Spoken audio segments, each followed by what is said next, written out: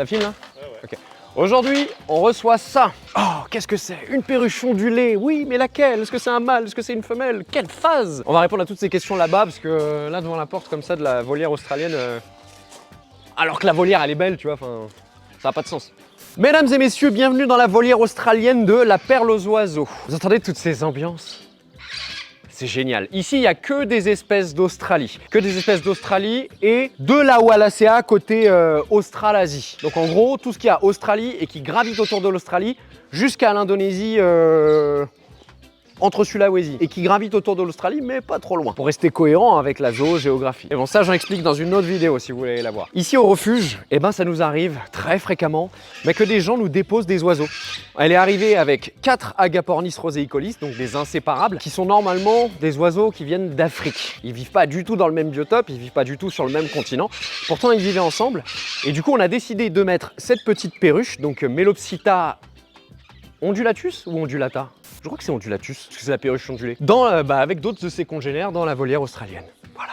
Ça fait plusieurs jours qu'on l'a en observation, donc pour voir si tout va bien. On lui a fait passer une première petite quarantaine sans manipulation. C'est-à-dire que vraiment on l'a isolée, on l'a séparée des agapornis avec lesquels elle était, et on l'a gardée en observation quelques jours, juste pour voir si son état était stable. On l'a pas manipulée, donc je vais le faire ça tout à l'heure avant de la relâcher, juste pour voir son état général. Je cherche pas forcément ni des parasites ni des plaies parce qu'elle en a pas forcément apparentes, mais je sais pas, un petit détail qui pourrait nous permettre de la reconnaître quand on va la comparer aux autres, si jamais, tu vois, j'en sais rien moi. Une plume qui a une couleur différente ou ce genre de choses. Et ça typiquement, tu vois, c'est des individus que les gens vont nous déposer. C'est déjà arrivé qu'il y ait des gens qui nous déposent des oiseaux dans les volières comme ça. C'est-à-dire vraiment, hein, ils viennent, ils déposent les oiseaux dans les volières et en fait on se retrouve avec des nouveaux oiseaux dans des volières, ce qui n'est pas du tout prévu à la base. Ce qui est en plus pas très ouf parce que si l'animal il est malade ou il a un problème, en fait il peut flinguer tous les autres animaux qu'il y a dans la volière. Mais sinon la plupart des gens font les choses bien et ils nous déposent les animaux avec un petit coup de fil, mais ils nous déposent les animaux et puis nous on les prend en charge. Tu vois, typiquement ce matin on nous a déposé un épervier. Et après la différence qu'il y a entre l'épervier de ce matin et la perruche ondulée, c'est que l'épervier Accipiter nisus, c'est l'épervier d'Europe, tu peux en trouver ici à l'état sauvage. Ça veut dire que une fois que l'épervier il est en bonne santé, une fois qu'il peut être relâché, il est relâché, parce qu'il fait partie de la faune locale. Là, elle ne fait pas partie de la faune locale. Donc, on va être obligé de la garder dans cette magnifique volière. Voilà, c'est comme ça.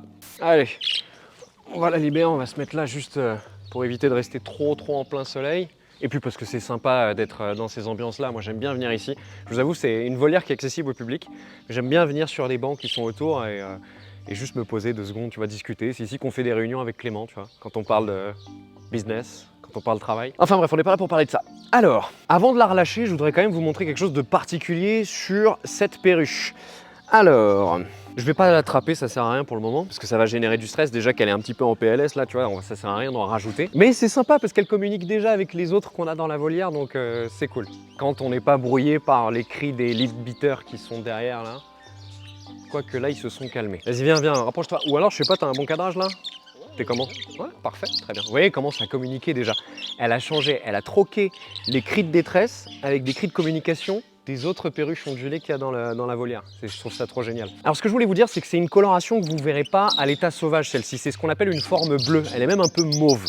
Et c'est un mâle. Et à quoi on reconnaît que c'est un mâle? On va voir 2 choses dans cette vidéo. On va voir le sexage des perruches ondulées et on va voir aussi la pigmentation. On va pas parler des faces, on va juste parler de la pigmentation chez les psittaciformes, qui n'est pas propre aux perruches ondulées, mais qui est propre à tous les psittaciformes. Et vous allez voir, c'est juste exceptionnel. Premièrement, donc c'est un mâle. À quoi on reconnaît que c'est un mâle? Les mâles chez les perruches ondulées, ils vont avoir la cire au niveau du bec plutôt bleu violacé. Les femelles, elles vont l'avoir brun, parfois blanc, ça dépend. C'est ce qu'on appelle un dimorphisme sexuel. Donc c'est ça qui est vachement bien avec la perruche ondulée, c'est que contrairement à d'autres oiseaux comme les agapornis par exemple, donc les inséparables, où il n'est pas possible de faire visuellement comme ça, à moins de regarder le cloaque ou le croupion, la différence entre le mâle et la femelle, chez les perruches ondulées, il y a un dimorphisme. Et ça, c'est cool. Et alors avant de la relâcher, hop, je voudrais vous montrer quelque chose. Voilà. Alors je vous avoue, je vais la manipuler un petit peu parce que ça nous permet, nous, avant de la relâcher, de voir si elle n'a pas un pet, genre pas d'acarien, pas de blessure, pas de... Voilà, on reçoit des oiseaux, on ne sait pas dans quel état on peut les relâcher, on peut les recevoir, donc forcément ça permet de faire un petit check-up. Je vais vous en parler en attendant. En fait, cet individu-là, il n'a pas de pigment jaune. Et ça, c'est exceptionnel parce que si vous voulez, les psittaciformes, donc en gros les perruches, les conures, les cacatoès, les haras, donc tous les psittaciformes, tous les oiseaux de l'ordre des psittaciformes, ils sont capables de créer leur propre pigment de coloration, donc, de leur propre pigment biologique. On appelle ça la psittacofulvine. Contrairement aux autres oiseaux, les perroquets, ils ont cette faculté de pouvoir sécréter eux-mêmes un pigment d'origine endogène. C'est-à-dire qu'ils le sécrètent eux-mêmes grâce à des gènes. Ça se passe vraiment au niveau de l'ADN mitochondrial. Donc là, typiquement, en gros, tous les oiseaux que vous voyez qui présentent du jaune, du rouge ou du orange, ils créent ce pigment, cette psittacofulvine, qui va être créée dans des cellules à la base des plumes. Et ensuite, mais pour vous en parler plus en détail, je vous invite à aller regarder le livre qu'on a fait avec les perroquets, qui est disponible actuellement sur la cagnotte Ulule. Et s'il n'est plus sur la cagnotte Ulule, ça veut dire que le livre est sorti. Donc je vous invite à aller le voir. Tous ces oiseaux-là ont cette coloration parce qu'ils créent eux-mêmes leur propre pigment biologique. Et qu'en est-il des autres oiseaux alors ? Eh bien, c'est un pigment d'origine exogène qui vient de l'extérieur. Et on va appeler ça les caroténoïdes. Et les caroténoïdes, ils sont présents dans les graines de fruits, ils sont présents dans les fruits, les légumes, les fleurs. C'est un pigment qui va être pareil, rouge, jaune, orange. Et qui va donner la coloration rouge, jaune, orange chez les oiseaux. Ça, c'est les leadbeaters, ça, tu vois. Hop, fais-moi juste voir ton plastron. Voilà, très bien, super. Ok.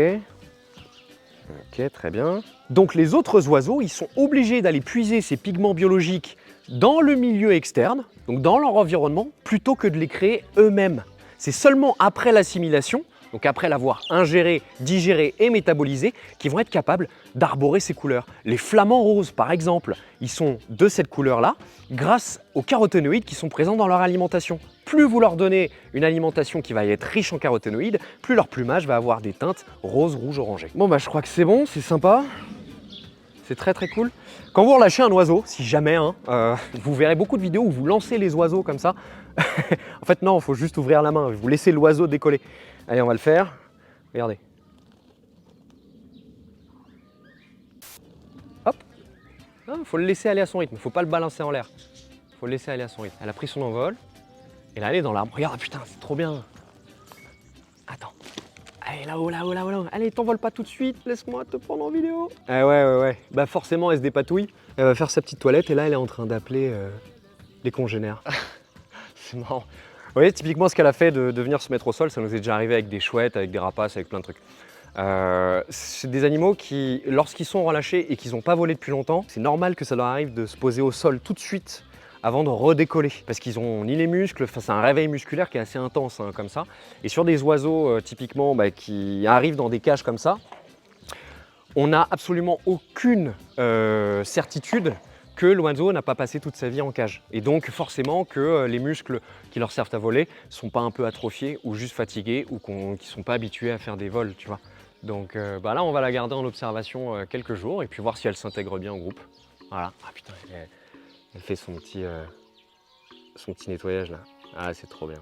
Et il y en a une autre en dessous là, une autre perruche. Je sais même pas si c'est un mâle ou une femelle en dessous. Hop, celle qui est de couleur là. Où est-ce que t'es ma belle? T'es là. Un mâle encore. Ils sont en train de sociabiliser. Il y a le mâle tout à l'heure, là, le petit mâle jaune qui est venu le voir. Et en plus, c'est un mâle qui a une mutation génétique un peu spéciale. Vous voyez, si vous regardez bien, au-dessus, sur le dos, au niveau des ailes, à droite et à gauche, il a un petit peu comme des bouquets de plumes. Bah ça, c'est une mutation qu'on va appeler agormo. Puis il a même une petite huppe sur la tête. Donc ça, non, vous verrez pas ça à l'état sauvage. Mais ils sont typiquement en train de sociabiliser. Ça y est, il y a le mâle qui était là, en bas sur la petite branche, le mâle qui était plus coloré, jaune et vert, qui est venu le voir. Et là, ils sont en train un petit peu de se jauger, quoi. Voilà.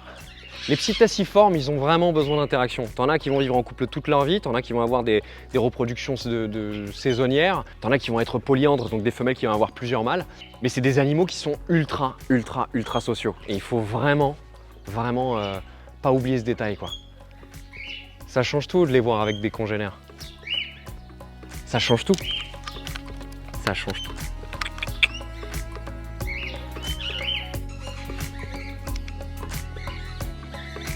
Allez, je pense que c'est la fin. Bah, je crois que c'est une fin de vidéo, les amis. Ouais. Vous avez vu un petit peu? Très simple. super cool, super chouette. Voilà. Bon allez, nous on va se rentrer, on va continuer à faire des plans de coupe pour illustrer la vidéo et puis on vous dit à très bientôt. N'hésitez pas, le livre sur les perroquets, c'est pas une blague, c'est un vrai livre sur la biologie de conservation et la zoologie de ces animaux et surtout, c'est illustré avec des photos qu'on a 100% réalisées avec Clément. Un livre qui s'inscrit dans une grande collection encyclopédique du règne animal qu'on a créé de A à Z avec Clément. N'hésitez pas à partager, à mettre un commentaire, c'est ça qui fait vivre la chaîne, c'est ça qui crée de l'interaction et de l'algorithme et sans ça, nos vidéos sont pas forcément autant visibles. Donc on compte sur vous, vous êtes toujours de plus en plus nombreux et nombreuses à nous suivre. On vous lâche pas, je vous promets. Merci infiniment. On va ranger ça et nous on vous laisse. Paix et prospérité. Ah bah quoique, attends, tu sais quoi, je vais rester ici faire des images. Non mais oh. Allez, tu peux couper.